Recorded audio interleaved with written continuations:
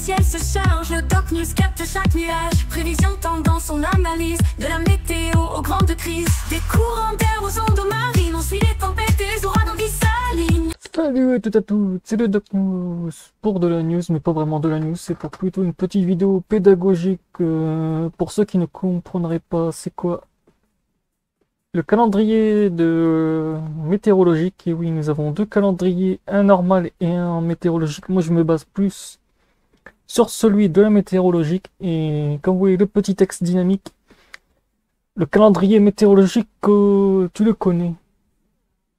Tu connais plutôt, ouais, j'ai oublié de marquer, tu le connais, mais bon. Ou si tu connais pas, ben, n'est-ce pas à dire dans les commentaires si tu ne connaissais pas avant de continuer cette vidéo. Donc voilà, on va continuer un petit peu en détail sur comment ça se compose. Comprendre les dates et les saisons, calendrier météorologique vs calendrier civil. Let's go, c'est parti. Accrochez vos ceintures, il va y avoir un peu de turbulence.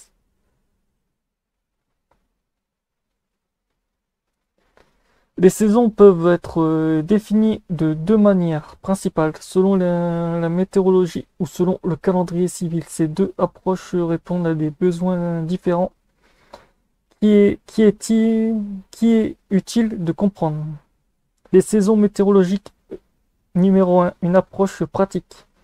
Les saisons météorologiques diversant l'année en 4 saisons fixant correspondant à chacun a 3 mois complètes. Cette méthode permet de simplifier l'analyse des données climatiques et d'étudier les variations saisonnières avec les précisions.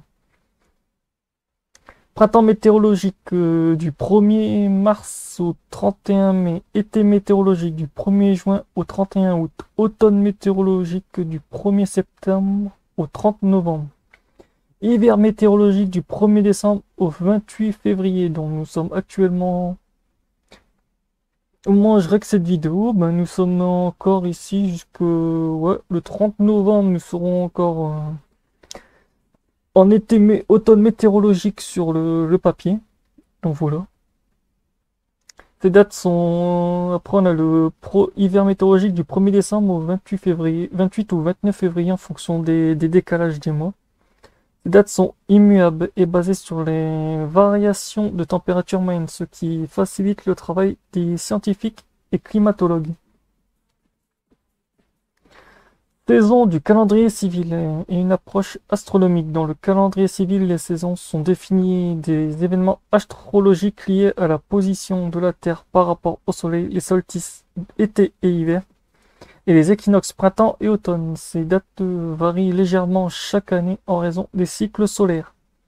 Et oui, comme chaque année, les cycles solaires font toujours une grosse variation dans la machine.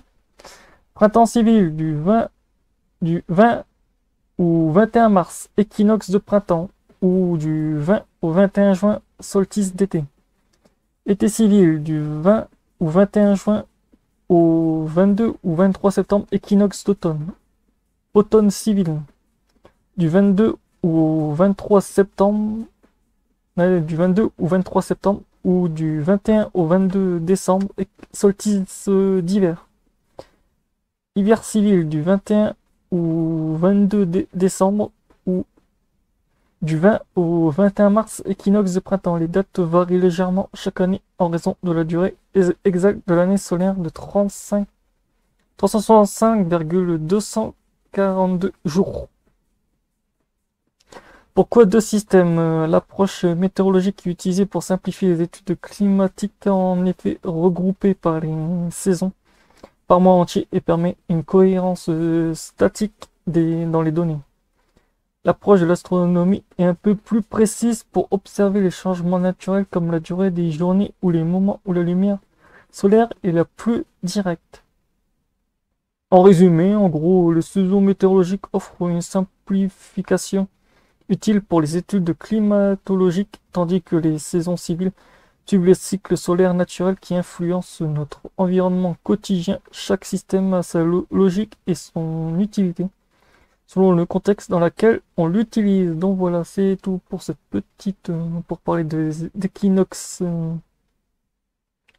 en météo, de solstice d'hiver, solstice machin, d'automne et tout. Non, d'été et d'hiver. Parce que ouais.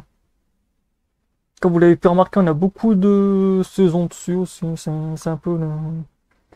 Et moi, comme vous le savez, vu que je suis une personne passionnée par la météo, je me base prioritairement sur le cycle météorologique. Sinon, de base, quand j'étais en cours une fois à l'école, avec l'école, oui, je me basais sur le système civil. Et du jour au lendemain, je me suis dit, non, non, quand t'es passionné de quelque chose comme la météo, faut rester dans tes bases, dans tout ce qui est les bases de la météo. Donc voilà, j'espère que cette petite capsule vous aura plu sur l'histoire de tout ce qui touche le solstice d'été et d'hiver et comment fonctionne le calendrier météorologique. N'hésitez pas à donner des avis pour de prochaines vidéos dans l'espace commentaire ci-dessous. Et n'hésitez pas à rejoindre aussi le serveur Discord pour ne rien louper des futures vidéos ou autres et à rejoindre tous mes réseaux sociaux en description. Tchuss!